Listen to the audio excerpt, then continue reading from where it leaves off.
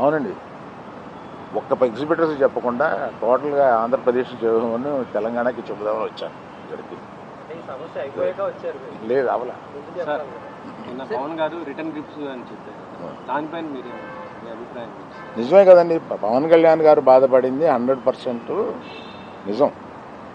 ఆయన సినిమా వస్తుంటే మేము థియేటర్ మూసేస్తాం అని అంటే ఆయన బెదిరిస్తున్నారా ఏంటి? అంటే నిన్న వాళ్ళు చెప్పడం ఏంటంటే మేము ఎప్పుడు ఎక్కడ కూడా అఫీషియల్గా థియేటర్స్ని మేము మూసేస్తున్నామని ఎవరు అఫీషియల్ నోట్ రిలీజ్ చేయలేదు. ఇది కేవలం ప్రచారం జరిగింది, దీనికే విచారణలు అయ్యి అని వాళ్ళు చెప్పడం జరుగుతుందని కూడా. అండ్ ఇంకో విషయం ఏంటంటే మీరు ఆ నలుగురిలో లేకపోయినా ఇండస్ట్రీలో ఒక పెద్దగా మీరెందుకని ఇనిషియేషన్ తీసుకోలేదు? అంటే వెళ్ళి కలవాలి, లేదా నిజంగా యూనిటీ అనేటువంటిది ఇప్పుడు ప్రస్తుతం ఉన్నటువంటి మీరు అన్నట్టు ఇన్ని 3 బాడీస్ ఉండగా ఏ ఇండివిజువల్ వచ్చి తీసుకోరు, బాడీస్ తీసుకోవాలి. నేను కూడా వీటిలో యాక్టివ్గా లేను, కానీ నా సపోర్ట్ ఎక్కువ నాకు ఉంటుంది. ఏదైనా సమస్య వచ్చినప్పుడు నేను వెళ్తూ ఉంటాను, సపోర్టు నన్ను అడుగుతూ ఉంటారు. నా అభిప్రాయం వాళ్ళు నన్ను నిర్లక్ష్యం చేస్తారని కాదు, తప్పకుండా పెద్ద సమస్య వచ్చినప్పుడల్లా నన్ను పిలిచి మాట్లాడుతూ ఉంటాను. జరుగుతున్న పరిణామాలన్నీ చూస్తే నిజంగా ఆయన సినిమా విడుదలకు ముందు కుట్రగానే భావించవచ్చా? థియేటర్లు బంద్ చేయాలనేది ఒక కుట్రగానే భావించవచ్చా? లేదండి, అది నేను కొంతమందితో మాట్లాడితే ఇది తాత్కాలికం. మేము టెంపరీగా అలా అనుకున్నదే తప్ప ప్రత్యేకంగా ఆయన సినిమా మీద మేము వ్యతిరేకతతోటి అన్నది కాదు అని అంటారు. కానీ అనేటప్పుడు ఆలోచించుకోవాలి, ఆ సినిమా ఉంది కదా. మీ అవగాహన మేరకు ఉన్న 1600 థియేటర్లో ఎన్ని లీజుల్లో ఉన్నాయండి? సరైన లెక్క నా దగ్గర లేదండి. లేదు, మెజారిటీ లేవండి. మెజారిటీ ఇండివిజువల్స్ దగ్గరే ఉన్నాయి. ఇది చాలా మంది అనుకుంటారు.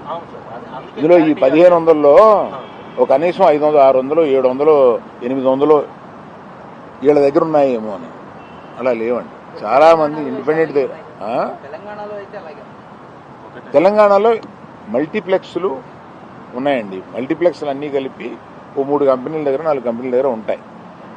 మిగతా ఇండిపెండెంట్ థియేటర్లు కొంతమంది గ్రూప్స్ దగ్గర ఉన్నాయి. అది కాకుండా ఇండిపెండెంట్గా థియేటర్స్ బోల్డ్ ఉన్నాయి. గుత్తాధిపత్యం లేదు అనేది కాదండి. మీరు దయచేసి తిప్పి అడగండి. నేనేం చెప్తున్నానంటే దాన్ని గుత్తాధిపత్యం అంటారో ఒకళ్ళకే. ఇప్పుడు ఏషియన్ ఉందండి for example, number of screens ఉన్నాయి. They are partnership, ownership, lease, వీటిల్లో నంబర్ ఆఫ్ మల్టీప్లెక్సెస్ ఉన్నాయి. దాన్ని ఏమంటాం?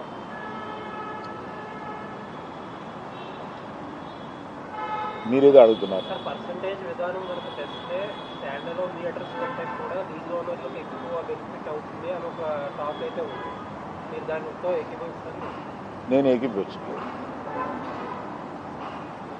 అసలు అప్పుడైతే థియేటర్లకి మేలు జరుగుతుందంటే అది మరి దాన్ని సపోర్ట్ చేయాల్సిందే. థియేటర్లకు మేలు జరుగుతుందా లేదా, మీకు కావాల్సింది ఏంటి, థియేటర్ల వారికి కావాల్సింది ఏంటి? ఇక్కడ డిస్ట్రిబ్యూటర్ అనేవాడు ఒకడు ఉన్నాడండి, అతను మర్చిపోతున్నాను. డిస్ట్రిబ్యూటర్కి ఏం కావాలో కూడా ఆలోచించాలి. నా దగ్గర నుంచి సినిమా తీసుకెళ్ళేది థియేటర్ ఓనర్ కాదు. నా దగ్గర నుంచి సినిమా తీసుకుని వెళ్ళేది ఒక డిస్ట్రిబ్యూటర్. ఆ డిస్ట్రిబ్యూటర్కి కూడా ఏం కావాలో ఆలోచించాలి. సో నిర్మాతకి ఏం కావాలి, డిస్ట్రిబ్యూటర్కి ఏం కావాలి, ఎగ్జిబిటర్కి ఏం కావాలి.